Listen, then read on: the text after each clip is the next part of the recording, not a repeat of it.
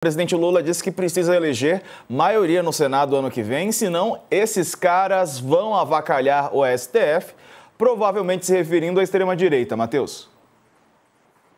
Pois é, Diego, teve essa declaração também que ele deixou mais para o final e chamou atenção porque é a primeira vez que o presidente externaliza essa preocupação assim de forma tão enfática, né? Olha, a gente precisa olhar para o Senado, ele até colocou ali, a gente precisa pegar nossos melhores candidatos competitivos, ver onde dá para a gente disputar o Senado e tentar conquistar essa maioria no Senado, porque senão essas pessoas vão avacalhar tudo, vão poder, porque ele chegou a usar até a expressão muvuca, criar uma muvuca no país.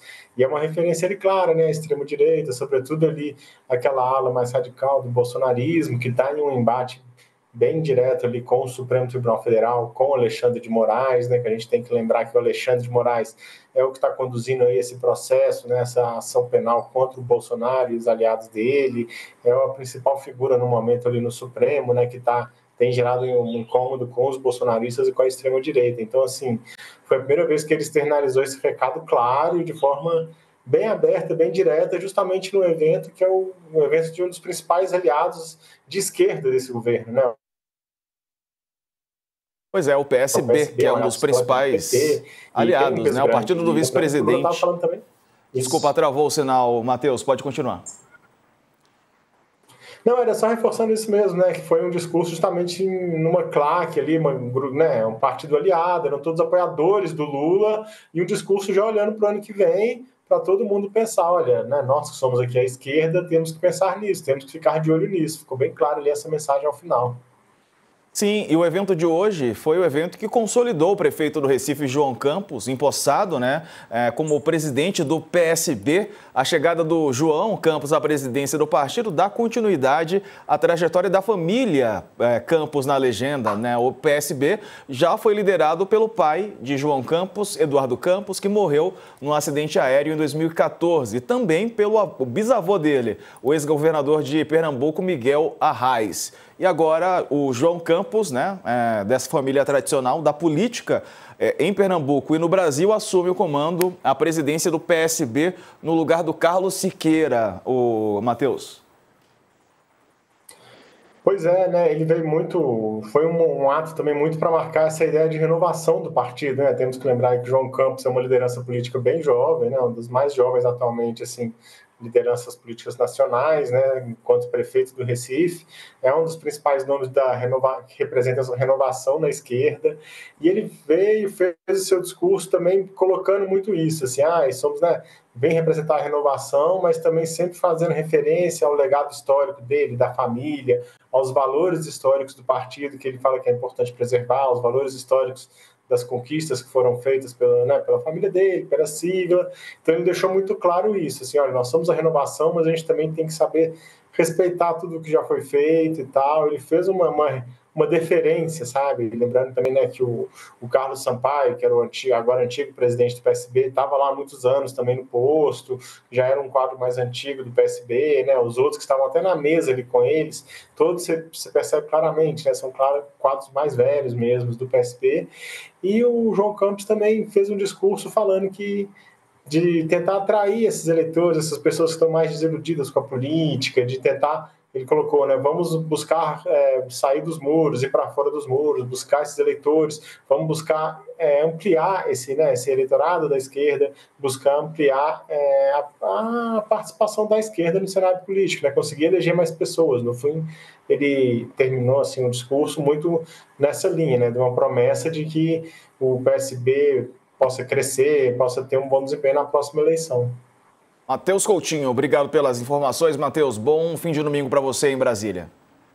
Obrigado, Diego. Boa tarde para você também. Valeu. Vamos chamar para cá as nossas convidadas para este domingo. A professora Denilde Roushacker, que é cientista política e também professora de Relações Internacionais. E quem também está conosco é a Isabela Calil, antropóloga e professora da Fundação Escola de Sociologia e Política. A Denilde é professora da ESPM. Boa tarde às duas, bem-vindas. Calil, vamos começar por último então, João Campos assumindo a presidência do PSB, foi o último assunto que a gente tratou com o Matheus Coutinho. E é engraçado, a gente fala de renovação E, de fato, é uma renovação de idade, mas ele é filho de um político tradicional, bisneto de um político tradicional, ou seja, é uma renovação entre aspas. Boa tarde. Boa tarde, Diego. Boa tarde para todo mundo que nos acompanha. Sim, é uma renovação, digamos, em partes, né? Mas quando a gente fala, no caso do João Campos, de renovação, eu acho que tem a ver com duas questões. A primeira tem a ver com idade, né? Se não me engano, o João Campos tem 29 anos, ainda não fez 30 anos. Lembrando que a idade mínima para ser presidenciável no Brasil é 35, né? Então a gente está falando, de fato, de uma geração que ainda tem um percurso pela frente, né?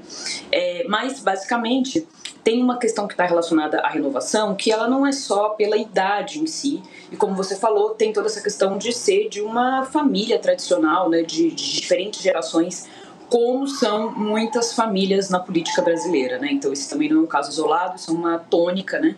Inclusive até um grande problema, porque impede que outras lideranças possam entrar fora da política, principalmente no Congresso.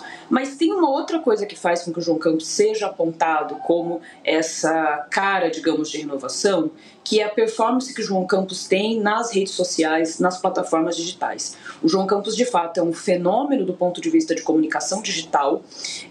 A SECOM, quando agora ela foi reformulada, né, inclusive pessoas que trabalhavam com o João Campos foram para trabalhar na SECOM, na Secretaria de Comunicação da Presidência, porque inovam, de fato, do ponto de vista da comunicação digital. Então, essa novidade tem a ver com idade, mas também tem a ver com uma forma de se comunicar, principalmente na internet. Agora, Denilde, quando a gente olha para o João Campos nesse evento, tendo a participação do presidente Lula e o PSB tendo o vice-presidente, mostra que PSB e PT pretendem afinar ou melhorar ou continuar com essa aliança, né? Uma boa tarde. Boa tarde, Diego. Boa tarde, Isabela. Um prazer estar aqui com vocês. Essa fortaleceu aqui, eu acho, Diego, que tem um aspecto aí simbólico que é fortalecer o campo progressista e dizer que há uma união e há opções nesse campo do ponto de vista eleitoral para 2026. Acho que essa é uma das importantes mensagens.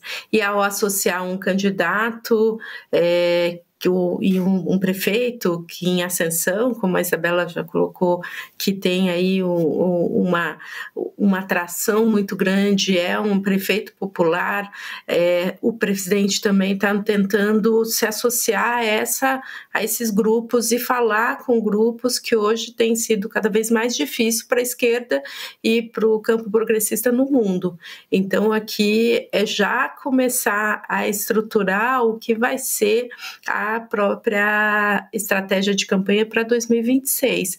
E, do outro lado, o PSB entende que é um partido com força, né, e sempre há uma preocupação do PSB de estar na órbita do PT, mas também ser capaz de se posicionar. É um partido que cresceu na eleição de 2024, então também quer ampliar a sua posição, mas sabe que essa aliança com o PT e com o presidente é importante para garantir também que o partido cresça.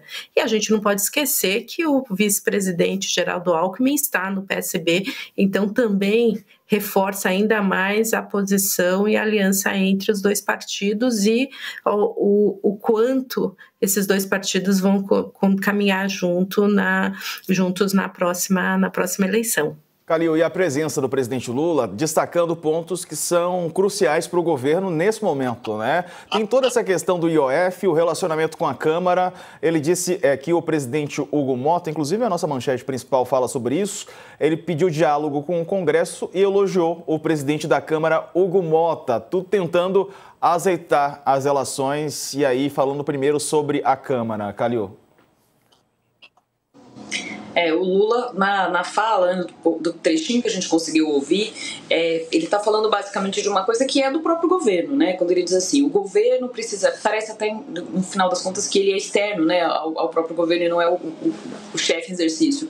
Porque ele diz assim, o governo precisa aprender a se comunicar melhor, ou seja, fazer os combinados, se quer ter apoio no Congresso para uma determinada medida, como, né, ele está implicitamente falando do caso do IOF, precisa combinar antes de apresentar as propostas. Só que no final das contas, ele está tentando, de uma certa maneira, corrigir uma rota, né? Está falando, claro, do IOF, a gente tem a questão se o governo vai recuar ou não, mas tem uma grande pressão. O Gumota deu um prazo curto, né, acho que 10, 15 dias, para que o governo apresentasse uma proposta alternativa à taxação do IOF, que foi apresentada anteriormente, e está aguardando isso. Então, no final das contas, é quase como uma promessa, né, dizendo que vamos alinhar melhor, vamos ter uma comunicação melhor e um ajuste do ponto de vista político para apresentar propostas relevantes combinadas com o Congresso.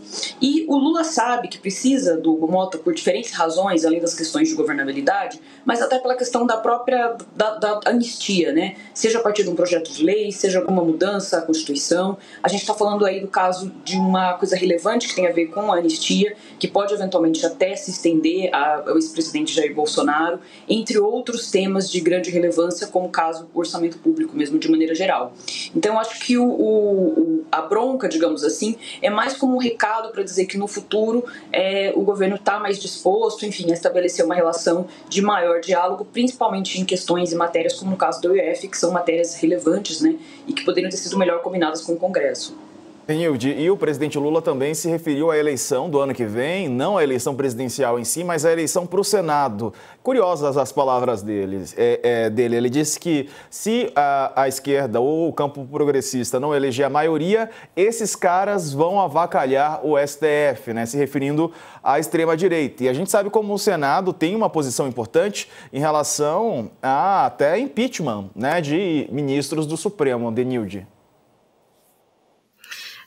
O presidente demonstrou aí um pouco, e acho que na fala sobre a aliança com o PSB, mas também aqui na discussão sobre quais são os candidatos competitivos, demonstrou aí que já está preocupado com 2026.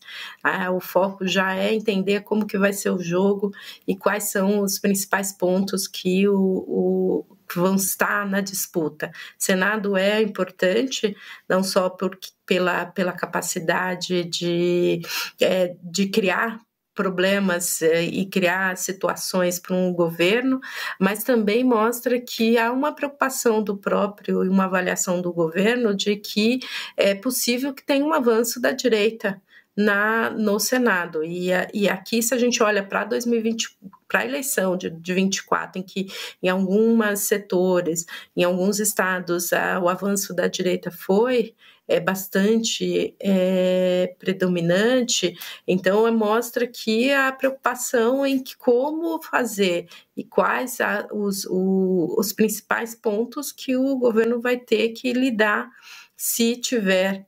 Se caso eleito, se o caso o governo, e ele fez também uma declaração dizendo que ele está muito bem para ser candidato e que vai ser um candidato competitivo. Então, considerando que há uma possível reeleição, quais seriam os pontos de dificuldade para o governo? E aí ter candidatos competitivos no Senado, nos estados e recomendando, mais do que olhar para as disputas estaduais, que sempre são importantes para os partidos, é olhar como que vai ser na disputa para o federal, e aí tanto para o Senado quanto para o Congresso, para a Câmara dos Deputados. Então mostra a preocupação, mas mostra também a fragilidade que o governo tem em conseguir ter candidatos competitivos para as eleições majoritárias, e acho que esse é um ponto que deve aí, de fato, levar a pensar em articulações. E é o que a gente está vendo quando a gente olha para as disputas, para as discussões em cada um dos estados. De fato, se você olhar, por exemplo, São Paulo, os candidatos para o Senado têm uma força grande, há uma discussão de candidaturas do lado mais à direita, que se contrapõe aos quem seriam os candidatos do lado progressista ou da esquerda. Então, acho que aqui, de fato, o governo está olhando e já se articulando para conseguir ter força para além do que, e para estratégias para além do que, em geral, a gente está acostumado no debate pré-eleitoral. É entender, assim, quais são os nossos pontos mais frágeis e como a gente pode se articular e antecipar o jogo que já está também no campo da direita bastante avançado. Calil, sempre é discutido, né? Discutida a eleição presidencial, a eleição para governadores, essas eleições majoritárias que chamam a atenção e a gente todo ano fala sobre a importância cada vez maior do Congresso Nacional. E o presidente Lula chama a atenção também para a eleição no Senado.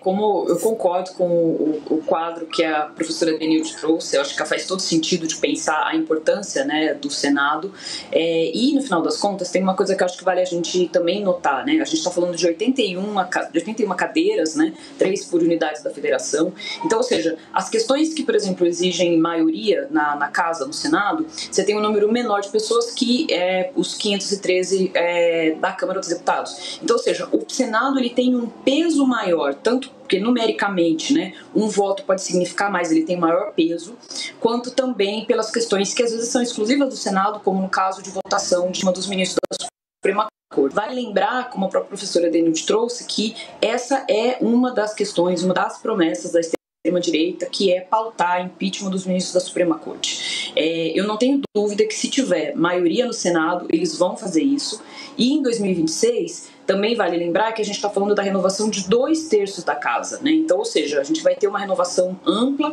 da casa, então tem a possibilidade, sim, de ter um avanço, digamos assim, de partidos de extrema-direita no Senado, similar do que a gente já tem visto desse avanço na Câmara dos Deputados.